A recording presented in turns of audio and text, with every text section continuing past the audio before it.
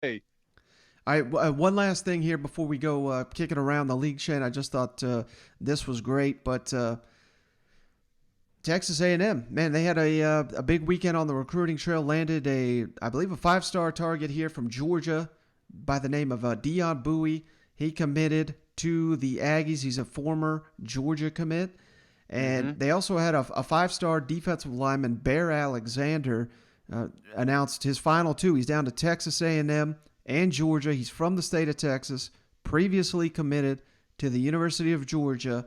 So the Aggies got themselves some real momentum here. Got to credit one of their assistants, Nick Williams, I believe is his name, former Georgia assistant. So some of the best players in Georgia's class looks to be either already committed to the Aggies or trending that way. And I'm not saying Jimbo was talking to either one of these guys, but I had to show this quick little clip here. He opened his presser here on Sunday, and somebody started asking him a question, and he was texting. Check it out. Here's Jimbo. Tons of work to do, but very pleased with the guys we have the ability to do it, and the guys are working very hard. So, questions? Start with Brent on the right and then Travis on the left. You sleep better at night when you coach a guy like Chase Lane, the way he takes care of business, not only on the field but off the field as well? There is no doubt. Hold me 1 second. You guys ain't important as some of these recruits. You got me?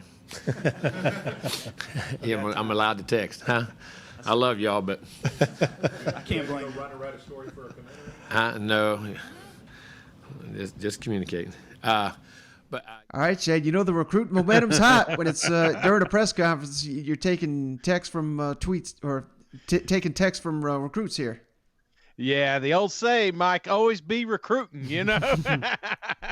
No, this is great. And this is what you want to hear from your head ball coach. And I just love how he's like, he was trying to think in the back of his mind if he was allowed to be texting. Yeah. He was like, wait a minute, I don't want to write any articles today. No, we're good. All right, Shane, final update. Let's jump it on down to College Station, where Jimbo, we already played his texting recruits comment there, but he had some other ones that were pretty good on Devon Achane. I think this is a guy, I mean, most SEC fans know him. He was the Orange Bowl MVP, but just his first season of college football last year. I think he's one of the biggest breakout candidates in the entire conference.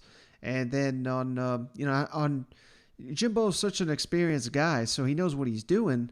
But anytime we get comments like this from a coach with so much success, I like to play them on just kind of how they manage their training camp. And there's a difference between getting your guys physically ready and mentally ready, and it's just I just thought these comments were pretty interesting from old Jimbo.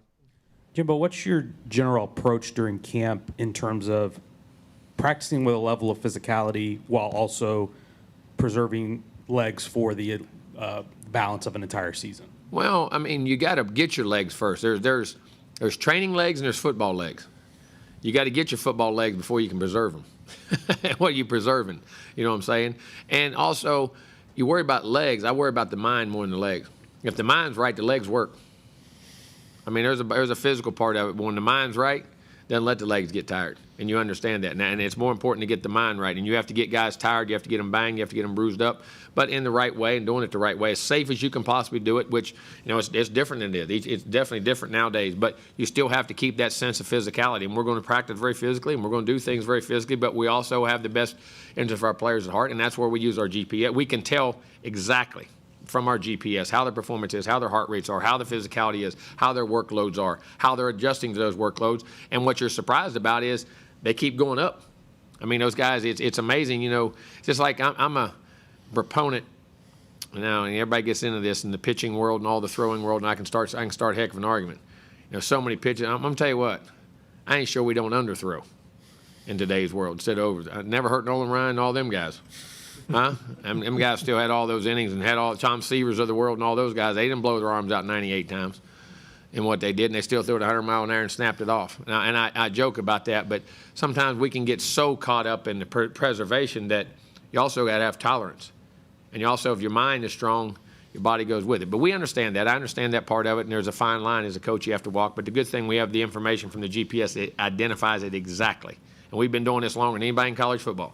Our GPS is more advanced in what we're doing with it, in my opinion, than anybody in college football. And we know exactly where we are with our players and what we're doing. Jimbo, Achane, how has his pass catching developed, and does he have the versatility to be a weapon beyond the backfield for you guys? Yeah, he does. And you know what I think makes him catch passes so well? He's so short. I think he does that really well. I think it's really good because he's shorter than I am, and I think that really benefits him in how he does things. Just to make sure you tell him I said that. All right, but no, his hands, he really is. He's a natural. He has natural ball skills. I say this all the time. He's great at track. I mean, he got qualified in 100 and 200 meters in the 10 flat and a 20.2, but he is a football player who plays track, and I don't, not that he can't play track, but I've been around a lot of guys who play track that game doesn't translate into football. His translates into both. He's a natural athlete and runs with, for a guy that's that fast, runs with tremendous patience when he has the ball. He's a natural reader and runner of the football, but then has great ball skills, and you can put him out now his route. He's learning how to run routes and do things and be in space. And I'm going to tell you, it doesn't take him. He's a guy, too. When you rep him on something and teach him something, some guys, it takes a little bit of time. You got to work. It doesn't take him long. Not only does he get it mentally, but physically, his body can just do things after he does it once or twice. So it makes it very natural in some things he does. So very excited about where he's going. He's been playing really well. Really well. All right, Shane. So again, these comments pretty solid from Jimbo Fisher here, and they got no shortage of weapons down there in College Station. Doesn't matter who the quarterback is, whether it's Hayes King, whether it's Zach Calzada. Whoever it is going to be surrounded by a ton of weapons. And as Jimbo notes, Achane's shorter than him. he was sure to mention that a couple of times.